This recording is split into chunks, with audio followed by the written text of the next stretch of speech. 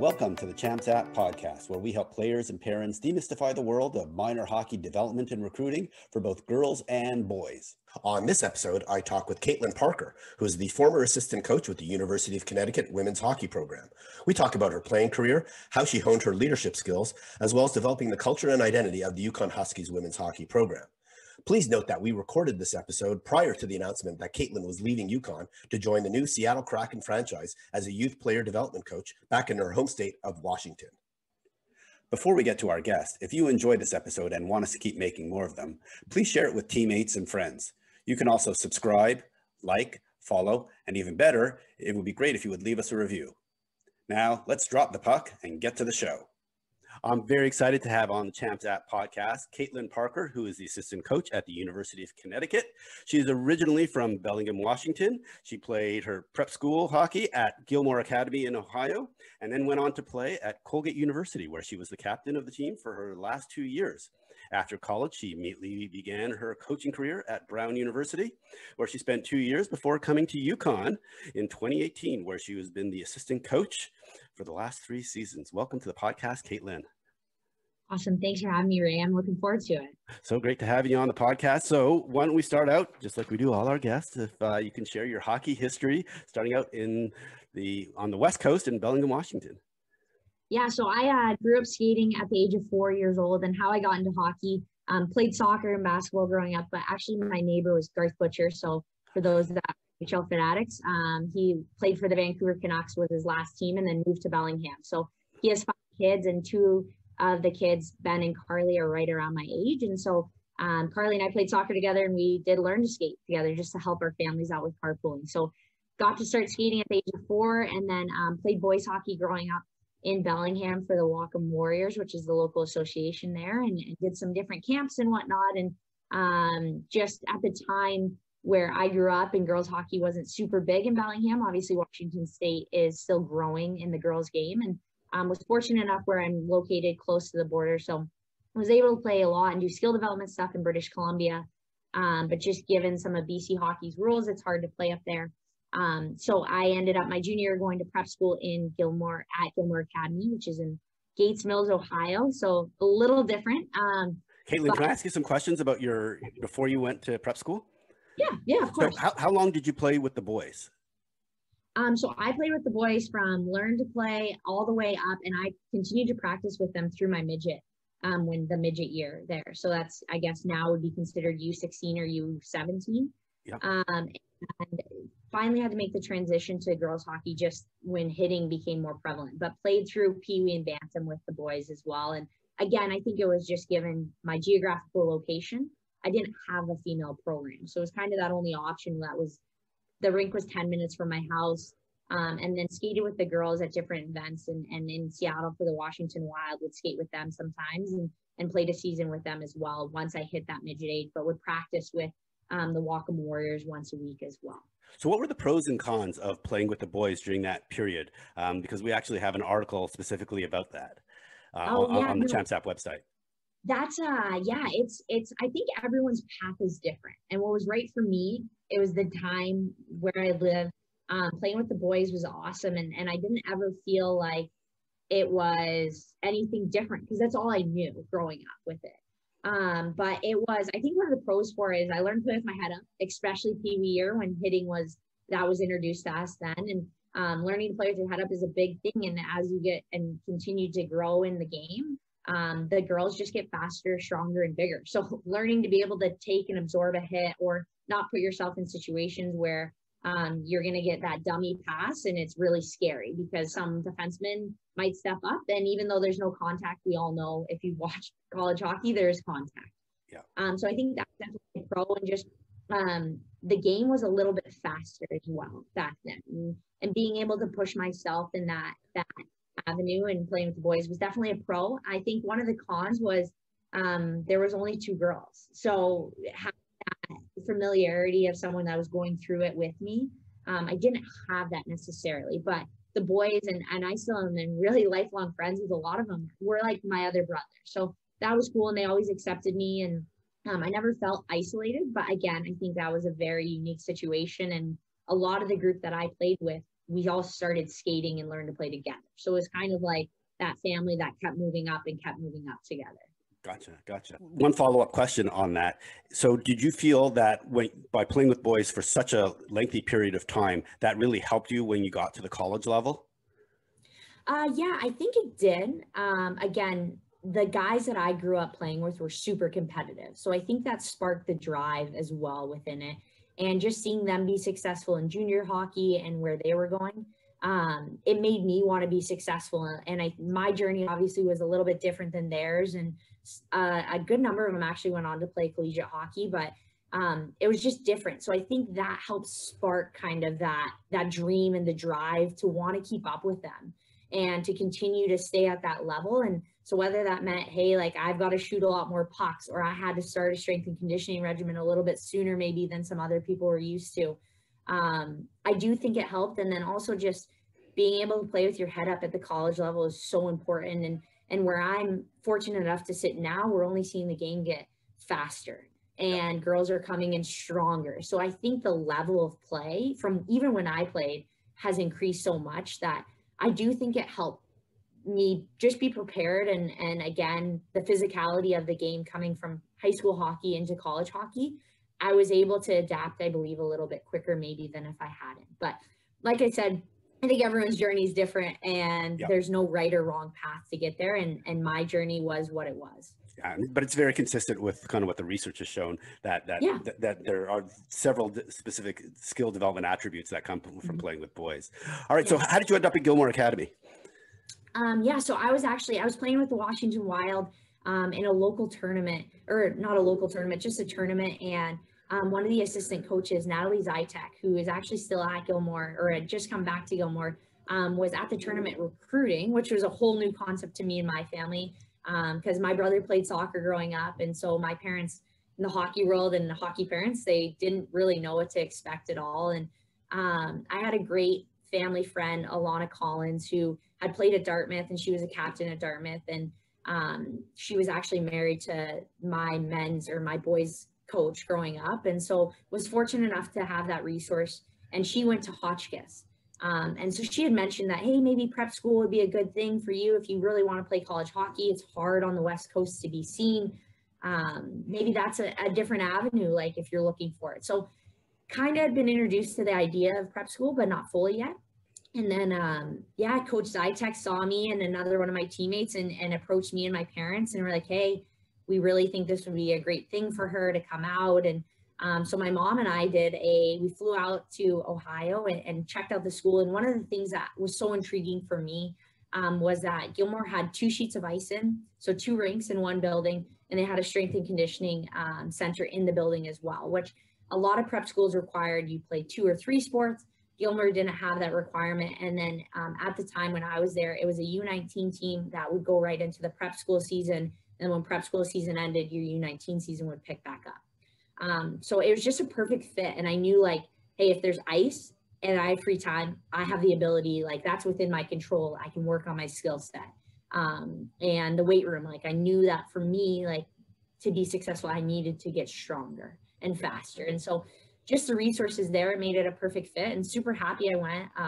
Obviously leaving home at 16 is not ideal, probably for the kid, me, and my parents as well, but I'm just so thankful that they gave me that opportunity, and I was able to really learn what it was like to live on my own. And I think that helped my transition to my freshman year of college a little bit smoother and easier. And just the people I met at Gilmour are incredible. Like, they're my lifelong friends.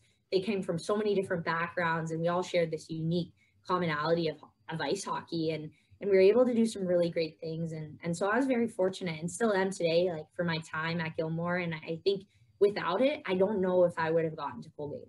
So let me ask you then, the flip side to it though, is do you wish you would have gone there sooner? Do you wish you would have gone when you were 15 or 14?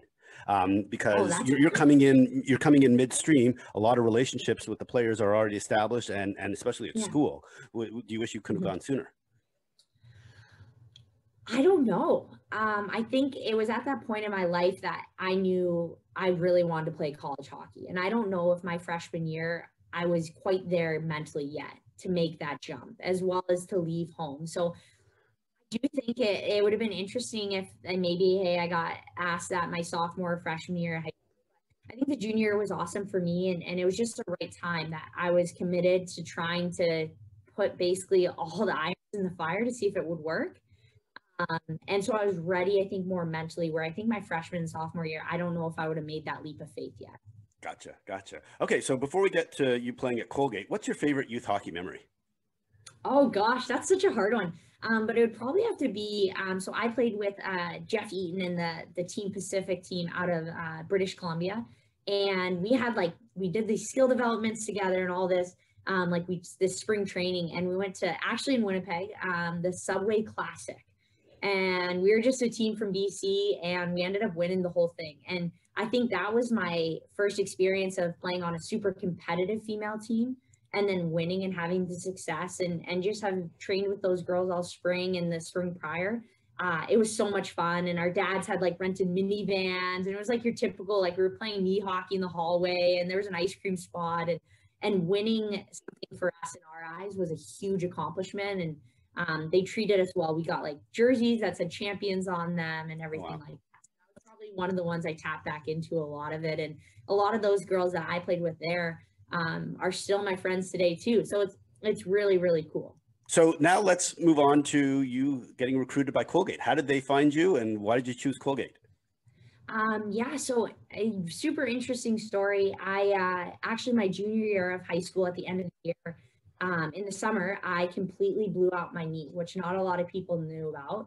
I was at a camp and just blew it out, which was very unfortunate, and had to get surgery, was locked in a brace at 0 degrees for 6 weeks. So that was it was really hard for me because I never really had a huge injury. I mean, I had stitches and the occasional broken finger here and there from basketball, but this was a very big injury, and hearing hey, you're going to be out for 6 weeks and you won't be able to move your leg. And it was wild. So didn't get to do as much as I thought I was going to be able to do my summer going into my senior year, which at that time recruiting was your big summer, and leading into that, your senior year and that summer and spring were huge. And then all of a sudden I felt like I'd missed out on that opportunity. And so finally was able to come back and recovered from the injury, and had to work super hard to get back, which I think taught me a lot of life lessons along with it. But was playing in the Polar Bear tournament, and assistant coach from Colgate was there recruiting, and just reached out and got to chat with him a little bit there, and went on my official visit at Colgate and just fell in love with the school. And I'll never forget, I came in and another assistant picked me up, and we're driving to campus, and you look up and the lights are on the hill, and I called my mom afterwards, and I'm like, yeah, I think I want to go to this school. My mom's like, you've been there for 6 hours. You don't even know, you haven't been to class or anything like that. But it was just a feeling there. And, but it was a great relationship that I had, and very lucky that I was able to come back and play in that tournament, because I don't know what my path would have been without that. Oh, that's nice. Awesome.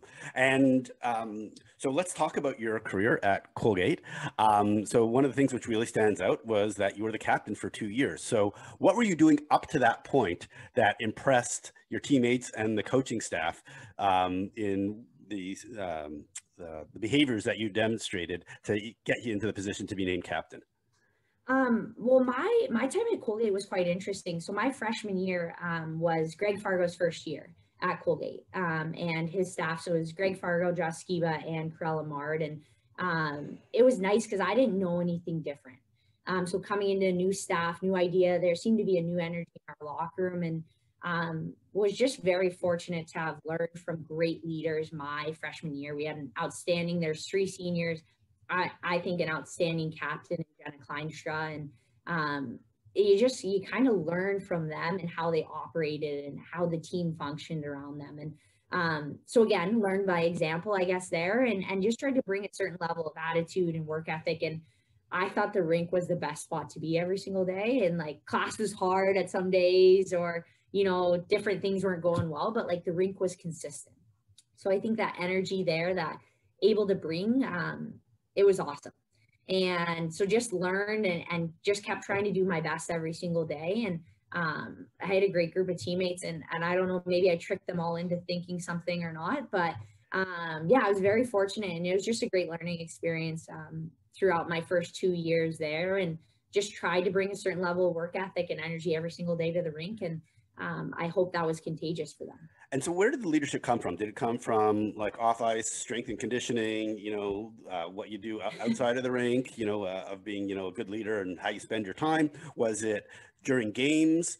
Was it during practice? Would you say stuff in the locker room in between periods? Like what specifically leadership wise, how did you demonstrate your captainship, so to speak? I think I just value connections with people. And that's a big thing, is getting to know your teammates. And you spend so many hours, and the collegiate ice hockey schedule is August through March, hopefully.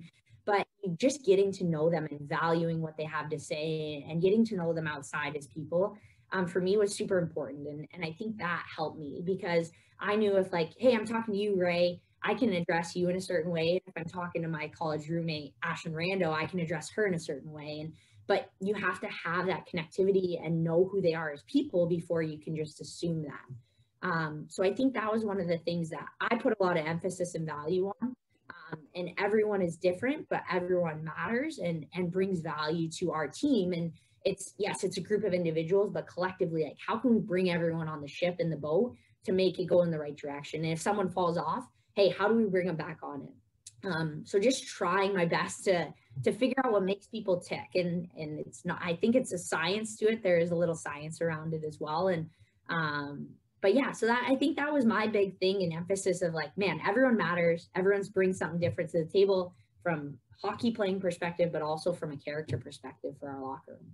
Gotcha. And so you mentioned, you were there when Greg Fargo was first started at Colgate. Yeah. We recently had Chelsea Walkland, who's now an assistant coach with Greg at Colgate. So one of their slogans is "We play free," which is around creativity and decision making, yet part of a team environment. I'm curious, was that already manifesting in the first year that you were there with Greg? And was that part of, how do you have that "we play free," which is more around individual creativity, combined with what you're describing of how to still be part of a team?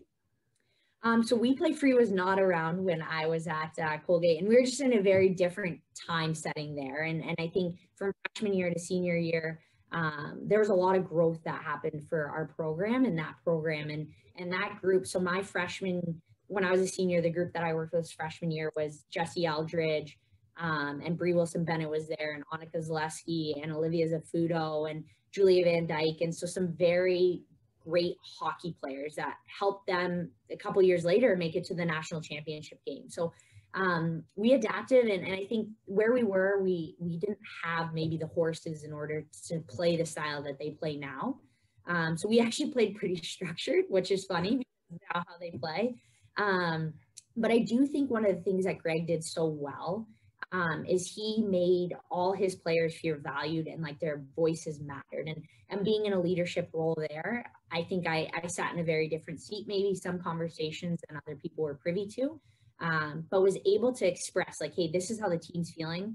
But he put a lot of emphasis and trust in that. Like he knew we had a pulse on the team.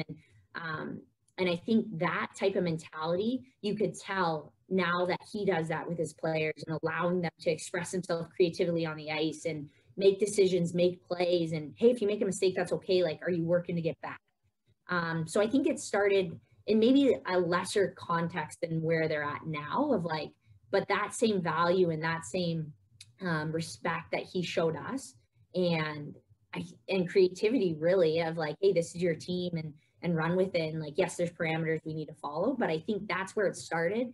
And now it's translated onto the ice and again, where they are talent wise and the players they have coming in, I think they can do that. Gotcha. Okay, that's some great insight. So yeah. Before we move on to your coaching career, when you look back at your playing career in its entirety, what would you do differently? Oh, I don't know. That's hard. I think I love my Colgate experience. I would do it again in a heartbeat. It's just such a special school and the relationships that I made. Like I'm going to my college teammates' weddings and they're having families, and to be a part of that, I think shows how special the locker room was, that those connections still hold true today and meant something more than just we're teammates. The bond was deeper than that. So I think if I had to do it all over again, I I would have probably stayed more summers. I only stayed 2 summers, but I would have stayed in the summer and just continued to try to perfect my craft even more than it was there. And I think looking back, that would be one of my changes. And maybe I would have not taken chemistry my freshman year either. That would have been it too. But in hindsight, you're probably happy you took your chemistry course, even though maybe not your first year. No. Exactly. It led me into the major that I actually fell in love studying. Yeah. So actually, that's a good question. So how much have you applied your environmental studies and geography degree that you got from Colgate? I'm really good at reading maps and like figuring out the best way, like direction wise, if we're driving in the bus right now. Not too much from my seat, to be honest with you right now. So let's talk about this. So you immediately upon graduation then went into the coaching ranks. So can you describe that decision and how that came about? Why you wanted to become a coach? Yeah. So no, actually, right after graduation, I was an energy broker in Boston for 3 months. So that's why I guess you could say I was using my degree and had that connection through that department. And the 9 to 5 desk life was not for me. Like I remember I'd wake up in the morning at 6:45, get in the office by 7:30, and would be counting down the hours until lunchtime. And then would take the hour lunch, and then you count down the hours until you got to leave for the day. And it was just such an interesting change because I was always so happy, like every day, like going to the rink, going to class. Like I was so happy and loved what I was doing or studying or who it was with. And this to me was like a total 180 from that experience. And so I just thought there's something else out there, and the Brown opportunity came up. And again, I'm so lucky for the connections and people in my corner that I have. And so I called Greg and I called Josh Skiba, who now is the head coach at Union, and was like, what do you guys think? Like, I'm really interested in this. And they were great. They offered great advice and they helped reach out on my behalf. And I just thought, you know what? I'm going to go for it, because what do I have to lose if I don't go for it? And was very fortunate to get that opportunity and 180 from what I was doing beforehand. And I was like, man, I feel like I have the best job in the world. I go to an ice rink every single day. I work with like elite level athletes and people that are Ivy League students, and they're balancing it all. And like, I'm teaching hockey. Like, it was awesome. So it was a complete 180 and just super fortunate that I was able to have that opportunity, and it's really propelled me into what I'm doing now. Gotcha. So so coming from a scholarship school to now coaching at an Ivy League school, what are the differences, especially from a coaching perspective, between the two types of schools? Yeah, that's a great question, Ray. It was different. I mean, obviously Ivy League kids are driven in a way that sometimes scholarship kids just aren't driven, and they're either on financial aid, or their parents are paying, or they're paying for themselves. So there's a certain level of just desire to be really good at both. And I think it's everywhere, whether it's a scholarship school or not. There's that drive within internal. And if you're making it to this point in your athletic career, like, you're going to have that drive more or less probably academically as well. But there's a different level of school, and they want to be so successful at everything. And I think that is one of the hardest parts, is the balancing act sometimes for them, and just trying to figure out how to balance like academics, athletics, but then also you're a college kid too, right? And you're trying to make friendships and relationships and connections outside of maybe both of those realms in a way. Yep. And so seeing them trying to do that, and I give them so much credit because they were able to do it. And our season is hard and it is long and it's a lot of bus hours. And it gave me a new sense of purpose and gratitude for what they were doing every single day and the effort they were bringing to the rink, because I knew they were doing it not only for us in the couple hours that we had them coaching, but also in the classroom as well. So just super proud to be their coach, because they were truly balancing it all. Gotcha. Great. So how did you end up then coming to UConn? So yeah, just lucky. I had met Chris McKenzie my first year actually on the road, and he probably won't even remember this story, but we were at Nationals in Detroit, and he came over and talked to me, and I remember thinking, like, this guy's awesome, like just a good guy to talk to, and was so nice to me in my first year, when maybe you don't have to talk to the new coach, and that didn't matter to him. And he just knew I was a coach and he wanted to get to know me. And then Casey, who's the other assistant here as well, he actually recruited me while I was at Gilmour, and he was the head coach at Newman too. So that was funny. This was right after my knee injury. And so I had gotten to know him a lot, and then camps and whatnot, and just continued to get to know him. But was very fortunate, did an interview, and came to UConn, and just knew like this is a place that's going to be really special and a place that I want to be a part of. And from a career standpoint, learning, I'd played at a scholarship school in the ECAC, I'd coached in the ECAC at an Ivy League school, so very two different things. And then joining a different league, which was really intriguing to me, as well as at a great sports school, which is one of the things when your premier sport is a women's program, and our women's basketball player and our program, like I was like, this is going to be awesome. And so it's just a super awesome opportunity. And I'm so thankful that somehow I ended up here, and that they decided to hire me. So tell us about the University of Connecticut. It's based in Storrs, Connecticut. You talk about your rink. You have the Mark Edward Freitas Ice Forum. It's not a nice rink. Yes. It's a nice forum. It's a forum, yes. and tell us about the hockey facilities for the women's program. So we have our own facility here. It is awesome. We share it with our men's program, but it's right on campus, which is great. And then in terms of just weightlifting, strength and conditioning, we have got a bunch of new facilities right in kind of like a little athlete village, you could say. But yeah, it's awesome, and everything's walkable within athletics, and we have free ice in the morning, and our practice slot is pretty good as well. Nice. So let's move over to the coaching staff now. So as you mentioned, Chris McKenzie, he's been there 9 years. Casey's been there 8. So you're the new kid on the block. And I do know that Chris played in Finland, and his sister was the national team coach for Denmark. So I was wondering, has he brought any of those unique training methods from overseas to the team?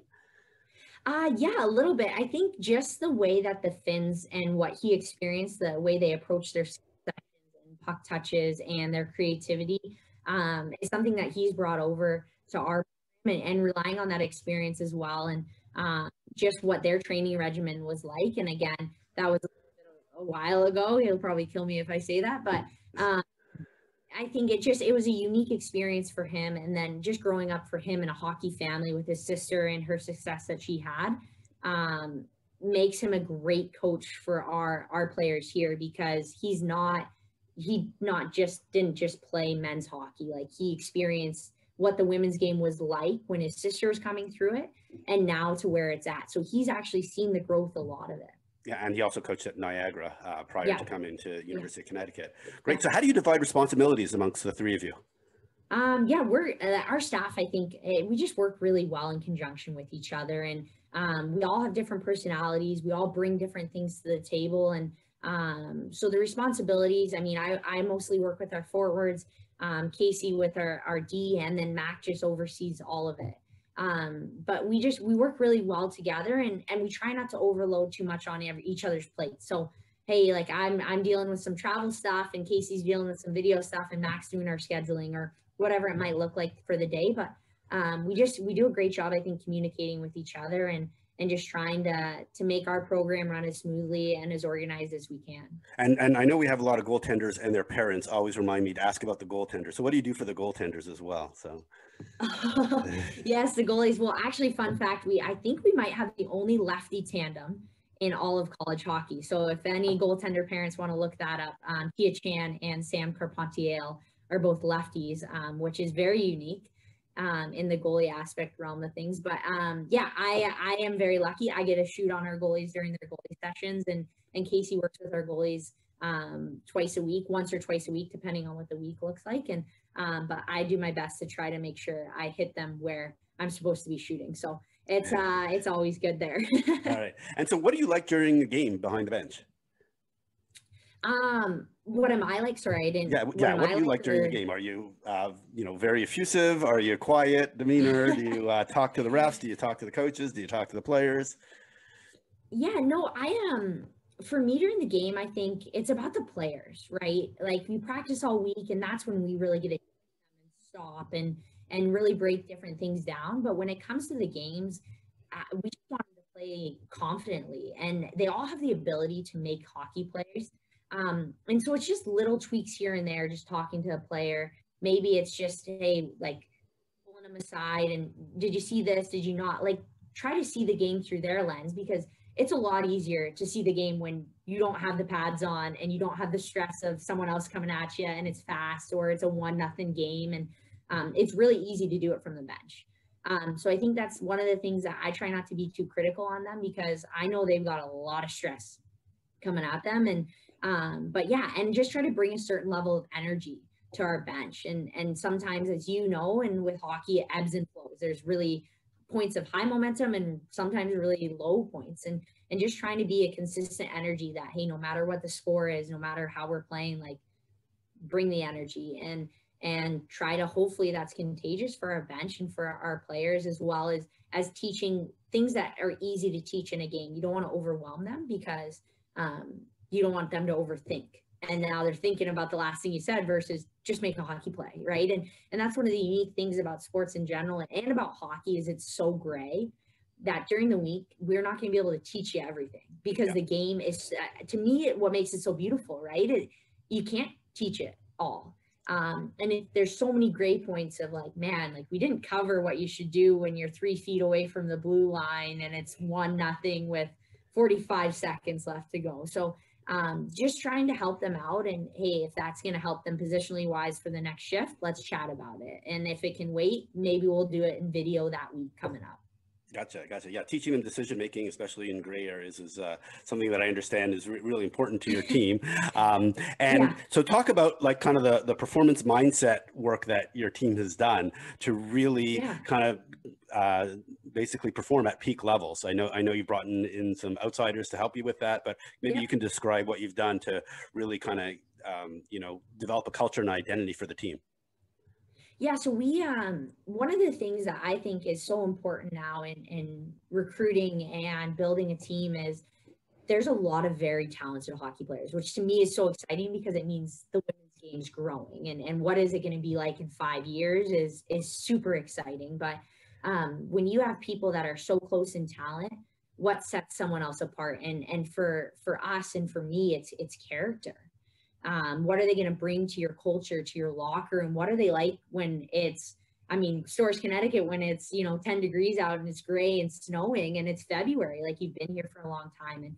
And so one of the things that we pride ourselves on is just getting to know the people we're recruiting and the people that were in our locker room, and very much so connecting back to when I was at Colgate, valuing people and how to communicate with people is so important. And making sure the message is heard, and it's also communicated in a style that they can understand it. So, and I was lucky enough, we worked with this company when I was at Colgate as well as a player, as coaching to connect, and just very fortunate. So we do disc profiles, which breaks down a player's personality trait, essentially, like how they are in a normal setting, and then when you place them in a different environment, and what traits come up and come down. So, D's are drivers, so disc gets broken down. D's are drivers, I's are influencers, S is supportive, and then C is cautious and thinking. So that's how it gets broken down, and everyone is made up a certain way, and there's no right or wrong, or a great athlete, a bad athlete, a good human, a bad human, based on your disc characteristics. But it's just different ways to communicate with your players. So for instance, I'm an SI. So I'm in that supportive role, but also energetic. So the way that maybe I would talk to me, I couldn't just start yelling at me, because I would shut down, just completely shut down. Where if you're in that driver, so that D, you can lay into them. Like if they see a yellow light, they're going through it. Like it means green, like go. So it's just different communication styles. And one of the things that I think helps our program, and as a coach, to be able to connect with your players is so important. And I believe part of kind of how you run the team is also creating a leadership council. How does that work? And what role do they play with the coaching staff?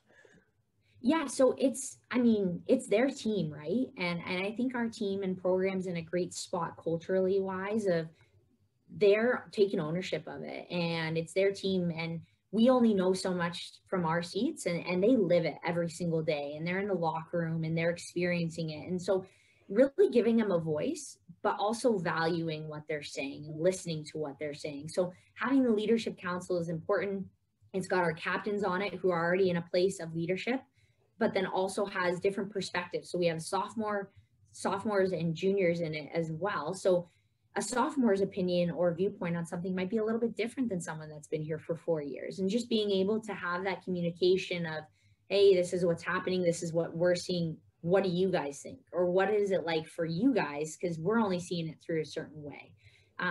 So it just helps. I think it helps make us better coaches, because now we're giving them ownership and really allowing them to own their success as well, and be a part of it. It's not a dictatorship.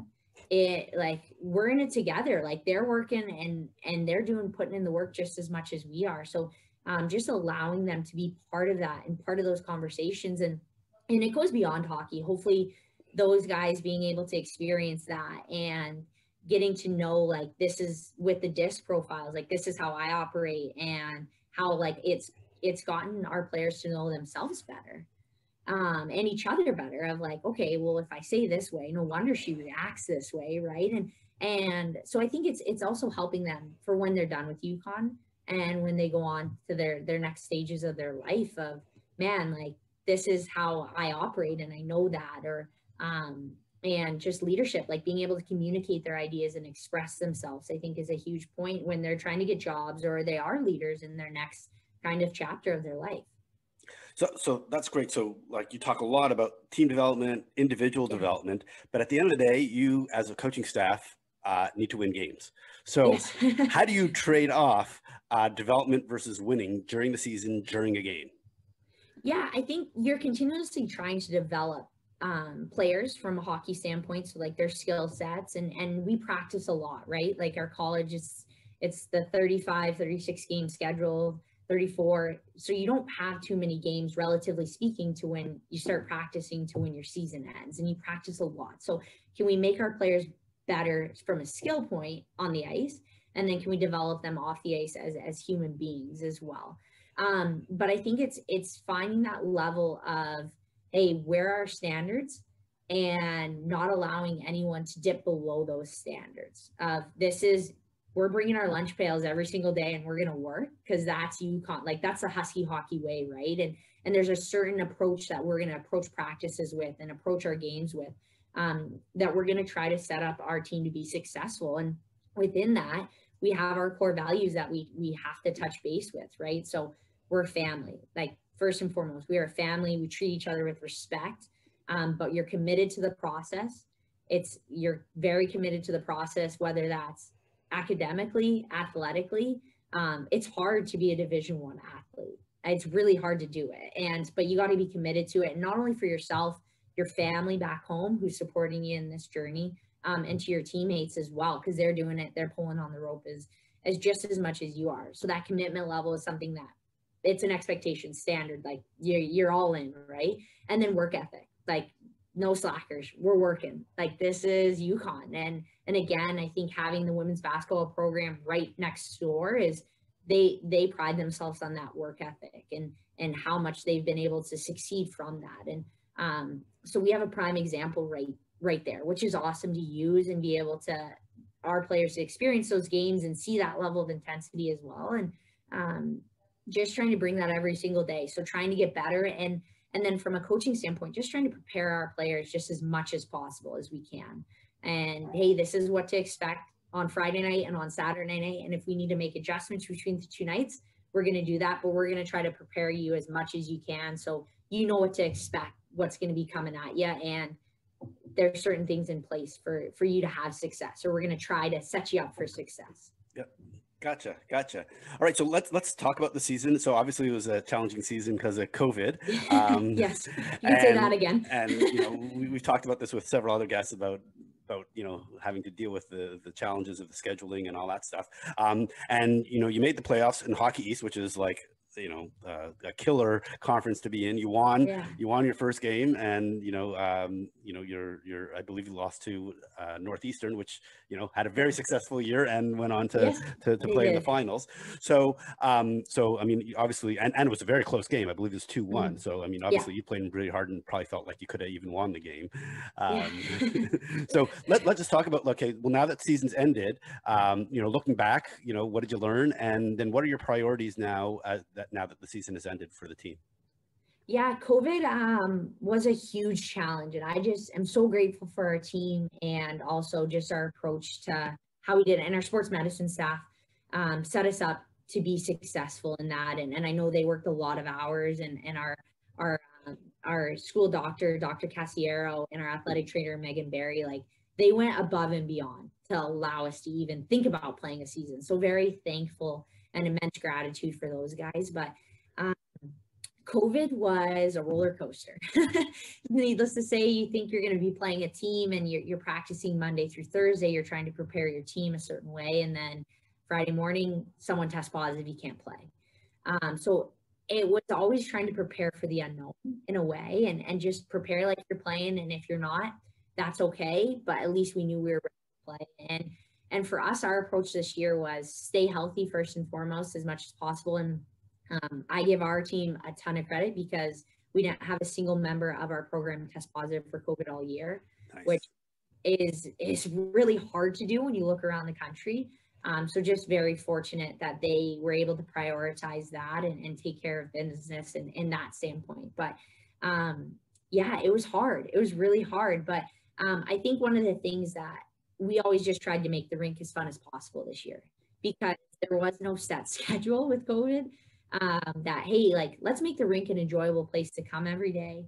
And let's make sure they're having fun, they're getting better on the ice, and that we're just ready to play hockey games when name is called. Like, we will go anywhere, we'll play anyone. And we ended up playing Boston College 5 times in the regular season, just because that's how it worked out. But it was one of the things that, hey, like, let's play as many games as we can this year and given the parameters and do it in a safe manner. So COVID year was hard, but I also think it just showed a resiliency of our group too, of the emotional roller coaster. You're playing, you're not playing. But then when it came time to business, there was just a new mentality around our group that we were ready to go and we were on a mission to do it. And I think we played really, really well in both our Hockey East playoff games. And it's a 1-goal game, right? So it's a difference of a goal there. And Northeastern's a great opponent. And I thought our team, like, we did everything we could to win, and they're just very good. And obviously making it to the national championship game, they represented our league, and it shows how hard our league is. And so, yeah, it was a good year. And I think too, when you come up a little bit short at the end of the year, it pulls you into that next year of, you really want it. You really, really want it. And we've been fortunate enough to be in a spot where we've played in the Hockey East championship games in the last couple of years a number of times, and we're just so close. But I think next year we've got a really good group coming back that has had that experience, and so I think that drive and that desire to make it there, and not only make it there but win the whole thing. I'm just super excited to see what next year holds because it's close, and it's in a game of inches, right? Everything's close, but I think it's gonna propel our group and just a different mentality from the very start of next year, and hopefully next year is a little bit more normal. Gotcha. So let's transition now into your spring and summer. Yeah. I mean, I saw you and your staff are going to be at several recruiting events. So, what is it that you look for when you're looking for the ideal UConn Husky player? Yeah, that's a great question. And I think it goes back to kind of what we were talking about earlier is there's a lot of talented hockey players. So what makes you special? And what is your part of your game that sets you apart maybe from the other Sarah or Jane in the locker room? And just stick to that. Like, be the best player that you are. Because we need different types of players, right? That makes that team where, hey, we're going to need goal scorers, and we're going to need penalty killers, and we're going to need defensemen that are shut down, and we're going to need those defensemen that have the ability to jump into the play. So what makes you special? Knowing your strengths, I think, super important, and don't forget about your strengths. Continue to work your weaknesses, and then just be a great teammate and human being. And that character piece is something that I think a lot of programs put a lot of value on. And when it comes down to being such a small percentage of talent-wise, most likely a team's going to lean towards the kid that shows that character and that resilience, because we know what it's like when you're starting August to March and it's a long season and it's hard. And man, like, what do you like on your best days, but what do you like on your worst days too is super, super important. So I think that's some of the things we look for. Obviously, we're all trying to find the most talented hockey players that want to come to our schools as well, and take care of school too, because those will open up a lot of doors from you. Actually, I forgot to ask you this a little bit earlier, but I'll ask it now because it's related to recruiting. Do you make potential recruits take a personality test before they come to UConn, like as part of the process of recruiting? Yeah, we do disc profiles. Yeah, so everyone that's in our program now has a disc profile. And so we know it, everyone knows it, we communicate it, we talk about why it's important to us as a staff and to our program. So everyone on our team has a disc profile, and they all know what each other are. So it is a big part of our program. Yeah. Gotcha. All right. So last hockey related question or recruiting related question. What advice do you give to parents or players who are now just entering the recruiting process, especially since there's been a year of hiatus? Now as we get into June, hopefully the recruiting window is back open in June. Yeah, I hope so. I tell you what, I've seen the inside of my apartment walls too much. So hopefully we can get out on the road here. But I think the best piece of advice is do your research and homework. There's so many great universities and programs and different style coaching staffs. Like, what makes you want to go there? And maybe it's a hockey driven reason, maybe it's an academically driven reason, but do your research, because it's such a great number of colleges, and what may be perfect for me might be not great for you. And so do your homework on it and really try to nail down, like, this is why I want to go to that school. And that because is super important. And so that'd be my biggest piece of advice. Do your homework on us, because we're doing our homework on you guys, and just do your research on the school, the hockey program, what it has to offer academically, and then continue to work hard. It sounds super cliche, but I think if anything, this year has taught us that we're very lucky to have our hockey community and the people around us. But also, I think we're going to see the true athletes that come out of this, of those that were willing and able to adapt, relatively speaking. And if you couldn't get into a gym, were you doing body weight stuff? Were you trying to get better in the ways that you could? And so I'm looking forward to getting back out on the road, to seeing kind of where the growth has been over this last year, because it was a weird year, but I do think there were plenty of opportunities for people to still continue to improve and develop. And will University of Connecticut be having a hockey camp this summer? I know you traditionally have had one in the past. Yeah, we'll see. I think we're kind of in that waiting game right now. We're going to try to do it if we're able to, and just waiting for the COVID restrictions in the state of Connecticut to see what that opens. But if it opens, heck yeah, we're going to have one. Nice. All right. So how can folks learn more about the program? Where can they find you? What info can they provide online and Twitter, Instagram, etc.? Yeah, so they can follow our program. It's UConn WHOC, so UConn W Hawk on Instagram and Twitter, and then UConnHuskies.com as well has everything for our program. And I encourage those guys to look into it. And just reach out with any questions that you might have. And if we can talk to them, we will. And if we can't, we'll talk to you when we can. Awesome. Katelyn, hey, I want to thank you so much for coming on the Champs App podcast. This is great. It was great to hear about your background, you're being a captain, and the team dynamics at UConn. So this is really phenomenal. Thank you so much. Oh, thanks for having me, Ray. It was awesome. And I just appreciate you doing this for our sport. I think it's putting all these programs on a unique platform and helping grow the game of women's ice hockey. So thank you very much for your time as well. I really want to thank Katelyn for coming on the podcast. It was great to hear her perspective on player development, as well as her thoughts on enhancing player and team performance, both on and off the ice. I'm sure she'll be using some of these skills in her new gig, and we wish Katelyn the best of luck with the Seattle Kraken. And remember, if you got something out of today's episode, we'd really appreciate it if you'd like, follow, subscribe, and even better, if you could leave us a review, so we can keep sharing this important hockey information with folks just like you.